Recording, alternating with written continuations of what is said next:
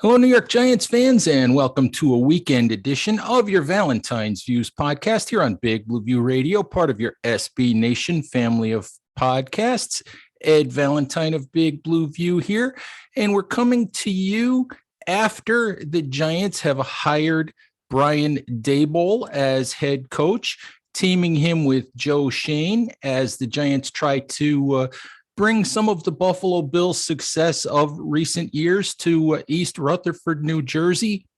And here to help me figure out what the Giants have done here and whether they've done the right thing and what Daboll and Joe Schoen bring to the Giants is Sal Capaccio, Bills beat reporter for WGR Sports Radio 550.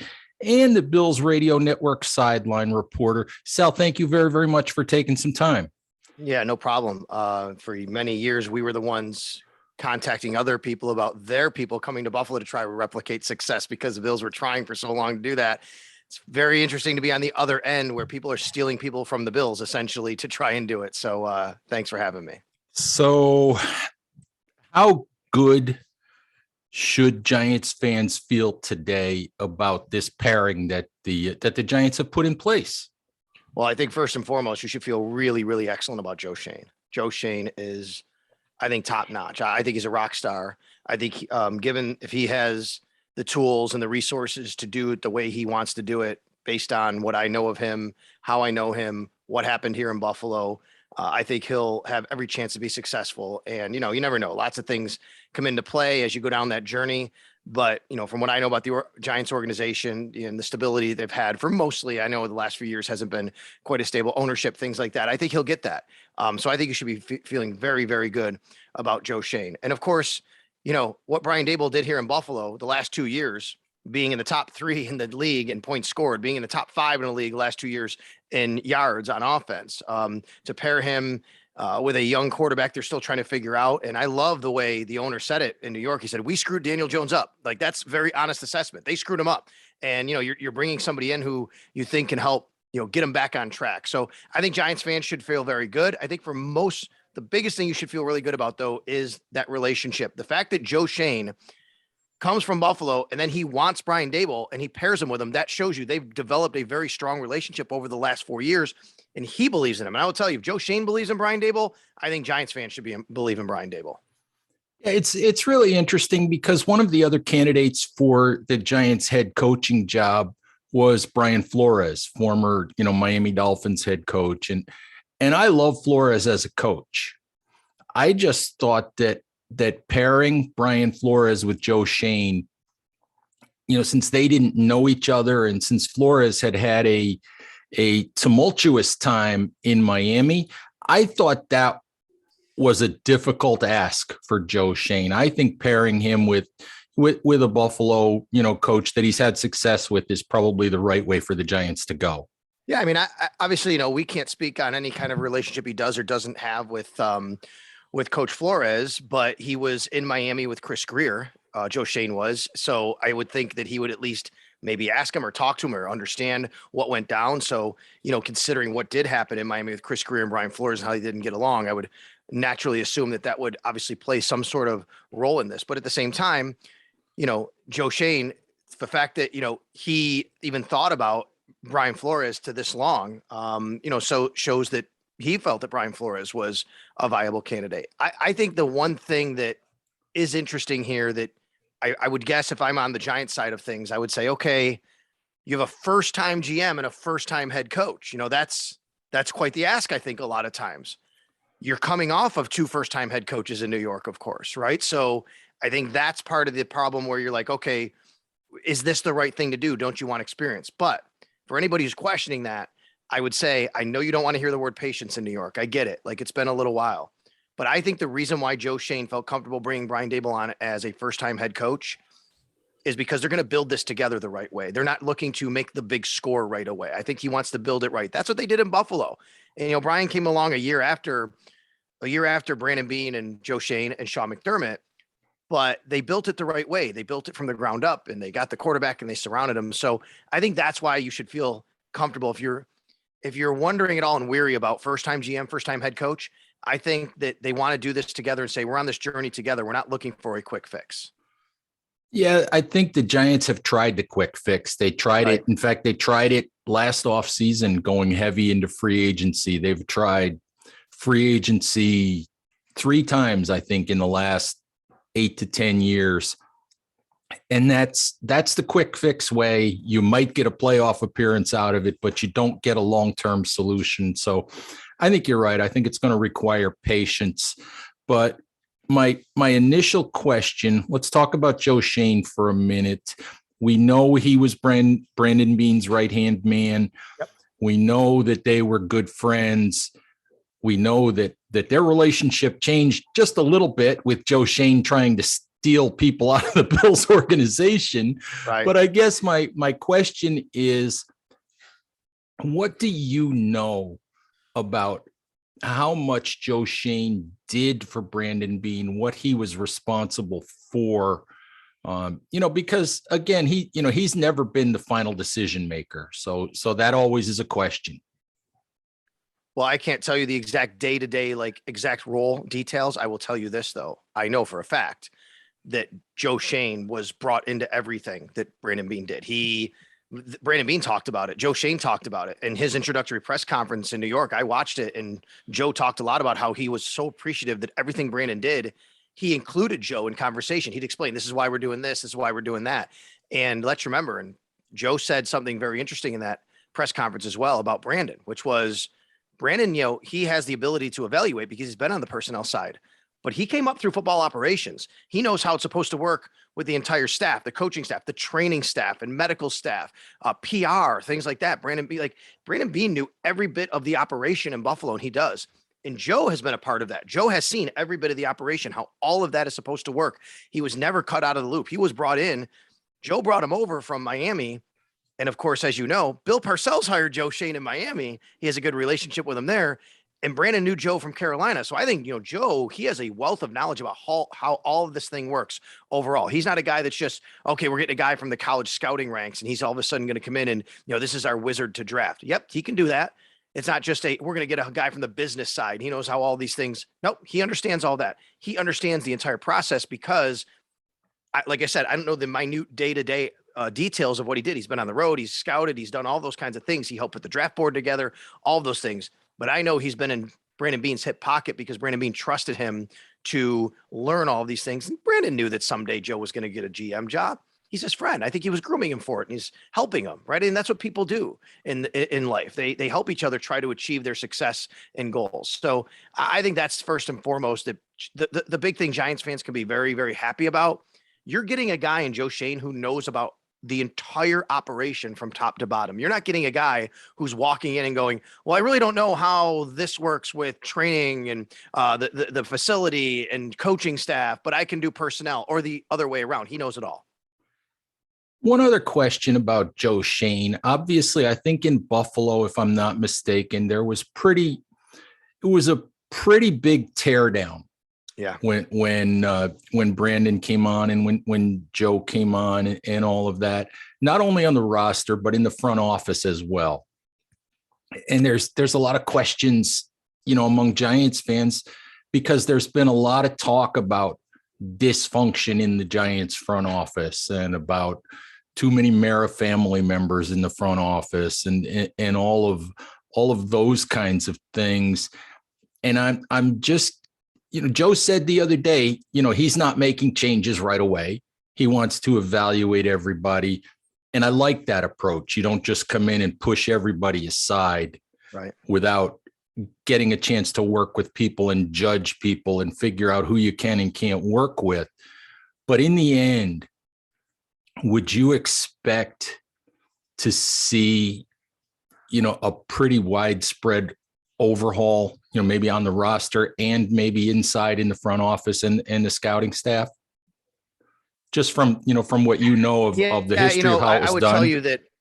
I would tell you that I would expect that, but it might not take, it might take a couple years to do that. It might be, look, for example, so if Joe walks in there now and he just blows out the front office and college staff and things like that, he's losing all of that valuable information that they've done all year on the draft, right? That's what happened here in Buffalo. Sean McDermott came in 2017. They went through the January, February, March, April, May. Once the draft was done, that's when all of those things started happening, because you don't want all that intel to walk out the door. Those people did the work for the Giants. They have all of that wealth of knowledge. Now, Joe, he's also done it in Buffalo, but he's coming in just by himself. He even said, I know the Bills draft board 1 through 4. So I would expect that to be a gradual process. He could walk in today and just say, okay, everybody's done. I don't think that's going to happen. I would say that because he understands the value of having the people in the building who are there now, and he wants to give them proper time to evaluate, and he wants them to finish up their job. The season ends for players and coaches. The season ends when your last game is over. The season ends at the draft for all the people in the front office, essentially, who've been doing all the work and the scouting. And I don't think he wants, to me, he wouldn't walk right in and do that. I mean, that would probably be foolish. Most teams don't do that. They wait till after the draft. So he'll get proper time to evaluate. I can't speak on family members and things like that. I don't know. Obviously, you say that they have these family members in there. Maybe Mara says you can't fire these people. I'm not really sure, how that would go down. As far as the roster is concerned, this is where I would tell Giants fans, you're going to have to be a little patient, because I think there's a very good parallel here to what happened in 2017 in Buffalo, which was the Bills really had a bad salary cap situation. And Brandon Beane said, and he told us when he took the job, and he went on radio and he said it and all, he said, when he took the job, he told the Pagulas, the owners of the Bills, it will take 2 years for me to get the salary cap under control. You have to give me that. And he was true to his word, and he got the salary cap completely under control in 2 years. But in order to do that, they had to trade Sammy Watkins. They had to trade Ronald Darby. They had to trade Marcel Darius. They had to trade Reggie Ragland. They had to do a lot of things and turn over the roster. In year one, they started doing that. Funny thing happened on the way to doing that. They still made the playoffs because they started getting the right people in the building who they wanted a certain type of individual. They wanted a certain type of player. They wanted to have everybody on board and pulling in the same direction. And as you guys in New York know Rex Ryan, well, I know from the Jets, this was completely different from a Rex Ryan operation. This was, we're going to start this. We're all going to be very detail oriented, buttoned up. We're going to do everything we can. People remember when people thought they were tanking, right? Oh, the Bills are tanking in 2017. They weren't. They said, we're going to tear down the roster, but get the right people in here. So they did that in 2017. They make the playoffs. 2018, they did it even more. That's when the even more overhaul started happening. In 2017 to 18, like that, I remember it was like 2017 season. I think it was a 2017 season. The Bills had $55 million in dead cap, the most in the league, because of all the moves they made to get rid of players. By the time you got to 2019, they were under the cap. They went out, they signed John Brown and Cole Beasley. They started making moves. It's going to have to happen that way in New York, most likely. Joe Schoen's got to get you under the cap. He's got to get a healthy cap situation. And I think Giants fans have to brace for the fact that there's going to be an overhaul of a roster that's coming up in the next 2 years. Yeah, and I think the other thing Giants fans and Giants ownership needs to realize is they've gone through, this is the fourth coach that they've had since getting rid of Tom Coughlin. Pat Shurmur, Ben McAdoo, Joe Judge all lasted 2 years. This is yet another general manager. They're just going to have to brace for a window that's probably going to take more than 2 years to get this right. Yeah, and look, I don't think it has to take more than 2 years if you do it right. The Bills made the playoffs that first year. They took a step back the second year. And what we figure here in Buffalo is basically they didn't expect to make the playoffs the first year. I think what happened was it kind of went in reverse. They got a few breaks. People played well. The rookie class was good. So they made the playoffs that first year, which was great. And then the step back came the second year where they were like, okay, we built up the equity. People know we're on the right track. I think they had more comfortability now and security, even knowing we can kind of take a step back. And that's what happened in 2018. They draft Josh Allen in 2018. He's a rookie. They go through the growing pains in year two instead of year one. I think it happened in reverse. I don't know which way it's going to happen in New York, but I think you're going to have growing pains in 2022 and probably 2023. And as long as that salary cap gets under control, now Joe Schoen he's got a lot of draft picks there. The other thing I'll tell you is one thing that's always been interesting about Brandon Beane, and I think Joe Schoen will do this. Brandon Beane made a lot of player trades over those first 2 years. Instead of just outright cutting people, he tried to find value for them and say, look, obviously I'm not cutting Sammy Watkins or Ron Darby or Marcel Darius, even with his big cap number. Marcel Darius had this huge cap number and everybody's like, oh, they're going to get rid of him. They found a 6th-round pick for him from Jacksonville. They go through training camp. They find a team, Kansas City. They trade Reggie Ragland to Kansas City for a draft pick, right? I mean, like, I wouldn't be surprised if Joe Schoen also takes that approach of, hey, we don't have to like outright cut good players. We can try to find value for them. And I wouldn't be surprised if he tries to do that. And you would see some trades here with players. Now, maybe there's no market for some of these guys, but there always seems like there's a team willing to take a guy on. So there's a lot of ways you can do it. There's Brandon Beane has always preached. There's 3 ways to acquire players: the draft, free agency, and trades. And if you can do it in any of those 3 ways, that's great. But I do think Joe Schoen will very much value his draft capital those first couple of years. He'll probably try to acquire even more draft picks. He'll try to have guys on smaller contracts that are younger players that are coming up, and they'll try to build it right. And that's going to take a couple of years to do that. So let's talk about Brian Daboll a little bit.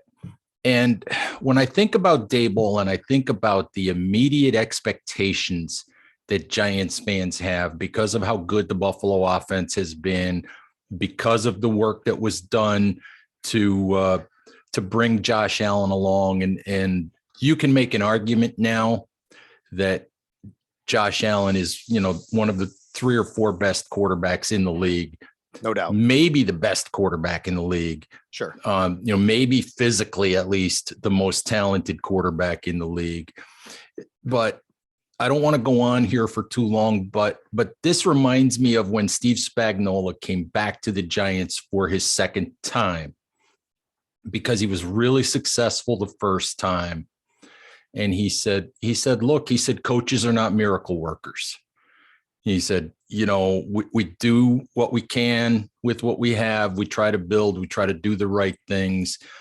And the reason why I think about Spagnuolo is because I don't think it's fair for Giants fans to expect Brian Daboll to suddenly turn Daniel Jones into Josh Allen.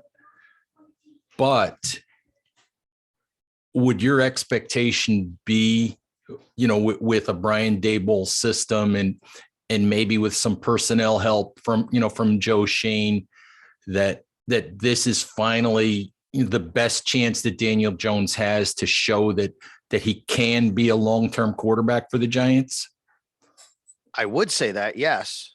The problem is the window to evaluate him is a lot shorter than it is for Josh Allen to grow that. He's already been in the league 3 years, right? I mean, going into his 4th year, right? If I do that math. Right. It's really a 1-year window for Jones because they have to make a choice on his contract. And then think about that for a second, because given everything I just said about how they might have to turn over the roster, I don't know what pieces he's going to have around him to properly evaluate him on the field. Now, there's a lot of other ways to evaluate him off the field, the things he's doing. Is he on the right track? Yep. All we got to do is, I remember when Josh Allen's rookie year, let's remember, Brian Daboll has been the only offensive coordinator Josh Allen's ever had. He came in the league in 2018, the same year Daboll was hired to be the offensive coordinator.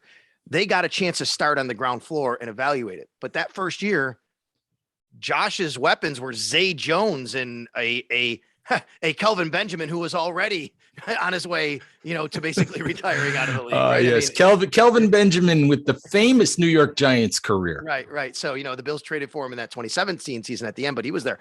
But you get the point. Like, they didn't have Andre Roberts. I mean, who are these guys? Deontay Thompson. Josh had nobody really to throw to. He didn't have weapons. They were in a bad salary cap situation still. So, they understood that, Josh is going to take some time. We can grow this. Different situation there, because Daniel Jones has already been in the league 3 years. You're going into a 4th year. You only have 1 year. You can't say, hey, let's see what happens this year and we'll kind of go through the growing pains. You don't have growing pains to really go through. Now, they could decide after this year, he did everything right. We just didn't have the right parts around him. But I don't know how they're going to have great parts around him, considering the salary cap and how I believe the Giants will most likely have to make some decisions around the roster. So I think you're in a bit of a tough situation, like a catch-22. But I do think that Brian Daboll is going to be good for Daniel Jones. The question is, and we don't know this as I sit here and talk with you right now, whenever this airs, we don't know if Ken Dorsey's coming. Is he going to be the OC and the quarterback's coach, whatever? I think Ken Dorsey had a lot to do with Josh Allen's growth and development as well. He has been with Josh for the last 3 years. What does that staff look like? There are other people on staff that could join Brian Daboll. There's no doubt about it. So if Giants fans are expecting Daniel Jones to suddenly turn into Josh Allen, well, then Brian Daboll's already a failure, because there's no way that's going to happen overnight. But I do think that Brian Daboll can properly assess and figure out what Daniel Jones needs. The question will then be, is it too late? And how do you make that decision on paying him and all those kinds of things? That's the tricky part the Giants are going to find themselves in. Talking about Daboll again, this is another situation where, as you said earlier, he's never been a head coach other than the offensive scheme and the work that he did in Buffalo. And I know he was an offensive coordinator in several different places before that. What kind of head coach, and I know it's a general question, what kind of head coach do you expect Daboll to be? Is he a guy that can build relationships with the entire roster? Would you expect him to call his own plays? Is he a guy that's going to be hands off and let whoever his defensive coordinator is just deal with that side of the ball? How do you think he's going to approach all of that? I'm still interested because I think that's what we're going through right now is Ken Dorsey weighing his options between Buffalo and New York, because is Brian Daboll giving him autonomy to call plays? If he says, hey, I'm still going to be the play caller, maybe Dorsey says, I don't go there. If he says, no, I'm going to give up play calling duties, and that's been reported, that could happen. So I'm not really sure.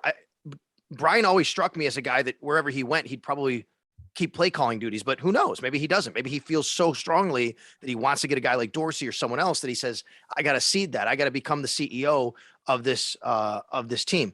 Let's remember his pedigree. All right. Brian Daboll started off his coaching career under Nick Saban. Well, it really is at William & Mary as a grad assistant, but he under Nick Saban in Michigan State.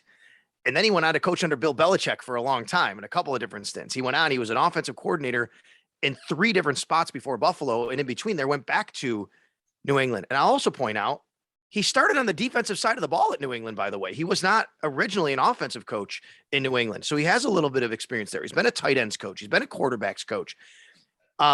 Obviously, he's been on the offensive side for a long time. He went back to Saban, won a national championship at college. This is a guy who has worked under Bill Belichick and Nick Saban in multiple occasions. He has, I think, he has learned so much about them. He's not Nick. He's not Bill. He's not that personality. He's much more engaging and things like that. But he also worked with Sean McDermott, who I think Sean McDermott, he's the best I've come across at building a team. He's the best I've come across at players understanding and the relationships, the communication that goes on. So I think he's learned from that regard too. I'm super interested to see how all of that meshes. I think whoever he gets for his defensive coordinator obviously is going to be a big hire for him. And however he decides to do it, calling plays, not calling plays. I'm just as curious as Giants fans about how Brian Daboll will be a CEO type of coach, because it is different to be a head coach and the skill set you need versus being an offensive coordinator. Now, I will tell you, his players love him in Buffalo. Josh Allen loves him. They call him Dabes for Daboll, obviously. They call him Dabes. Like, that's the nickname they give him. Whenever he talks, Brian Daboll does, about like Isaiah McKenzie, for example, he'll call him Little Man because that's his nickname. Like, that's the relationship they have. His players love him. He has a very, very strong relationship with them. He's built those bonds. I do wonder how that crosses over to the entire roster and managing everything that goes along with that. But having a guy like Joe Schoen in the building will obviously help that. There's no doubt. And I'm interested in one more thing. Joe said on Wednesday at his introductory press conference, he said that whenever they hired a head coach, which, they were anticipating trying to get that done by the weekend, that he anticipated the head coach not going to the Senior Bowl with him. And I understand that, in the short term with all of the things that Brian Daboll has to do in terms of getting acclimated and building his own coaching staff. But I guess the question would be, the relationship wise, would you expect, Daboll to pretty much allow Joe Schoen to bring in players and sort of stay out of the personnel side of that? You mean the other way around? Would Shane, you're asking me if Joe Schoen is going to run the 53 and just say, and the 90 and not allow? Yeah, pretty much. Yes. No, I think it'll be collaborative. I think that they will have a collaborative relationship. I don't know about why he said the head coach wouldn't go to the Senior Bowl. My guess would be Brian Daboll's got a lot on his plate. He's going to have to get a staff going. Like, I mean, I'm going to the Senior Bowl to evaluate people. I've been doing this. I'm going to let him do his job over there while we do our job over here. And then we'll get together and we'll make it come together. That would be my guess. It's collaborative. I will tell you that Brandon Beane and Sean McDermott, a big reason it's been so successful in Buffalo is even though Brandon Beane controls the 90, so to speak, Sean McDermott has a very big influence and voice in the room, and they're very collaborative on everything that happens. They don't make decisions based on my way or your way. It's we have to figure out what's best for the Buffalo Bills. Ultimately, are there disagreements? Of course there are. And the GM has to make the final call. I mean, that's just what his job is. There's no doubt about that. No, I would expect Brian Daboll to have a very big voice and influence on what they do personnel wise, but Joe Schoen's got to make the final call. He's the GM. He's the one that runs that side of things. There's no doubt about it. So yeah, I wouldn't expect that to be, I mean, that's really, I think, the big change in Buffalo that's happened here. The big change to me, why the Buffalo Bills have been so successful in the last 5 years versus the previous 17 when they didn't make the playoffs is they always had stripe of, well, I'm the GM, you're the coach, and this is how we do things. And there's a clear line. That's not the case anymore. And I'm pretty sure that Joe Schoen understands and has seen how valuable that collaborative effort is. All right, Sal. Hey, thank you very, very much for a few minutes. So why don't you just let folks know where they can find your work before I let you go? Yeah, no problem. At Sal Sports on Twitter is the easiest way. And, we're going to be staying on top of this whole Ken Dorsey thing as well. Whenever that happens, maybe it's already happened by the time people hear this, who knows? Anybody else from Buffalo? I do expect, we already saw Antonio Williams, a practice squad running back, go from Buffalo to New York. I expect the Giants to probably target several former Bills that Joe Schoen is familiar with. That's what the Bills did when they came here with Beane and McDermott. They reached back to Carolina in a lot of the personnel moves they made. They bring people in they're familiar with. So I think as contracts come up, whether it's Isaiah McKenzie, Levi Wallace, Jake Kumaro, people like that who are going to be free agents, I wouldn't be surprised if the Giants reach out and tap into that Buffalo pipeline and guys they're familiar with. So we're going to be on top of that as well. WGR Sports Radio 550. It's part of the Odyssey network. You can listen online as well. So yeah, Sal Sports on Twitter if anybody wants to follow along. I just can't wait until Joe Schoen tries to bring Bobby Hart into play right tackle for the Giants. Considering how Bobby Hart's tenure in New York ended the first time, I can't wait to see how that flies. Yeah, it's not flying well here in Buffalo either, but we'll see. We'll see. There's probably some guys he will stay away from in Buffalo. That might be one of them, but you guys got a good one. I'm really happy for Joe Schoen. He's a really, really good guy. I'm rooting for him. I'm rooting for Brian Daboll. Brian's from Buffalo, by the way. I don't know if your listeners know that. He's from here. He grew up here. He went through a really tough time this year. His grandma and grandpa who raised him here in Buffalo both passed away during the season this year, just about a month apart. So we're all rooting for Brian Daboll here in Buffalo. I hope he succeeds in New York. All right, Sal. Thank you very, very much. And hopefully we'll talk to you again. Anytime, man. Thank you. Take care.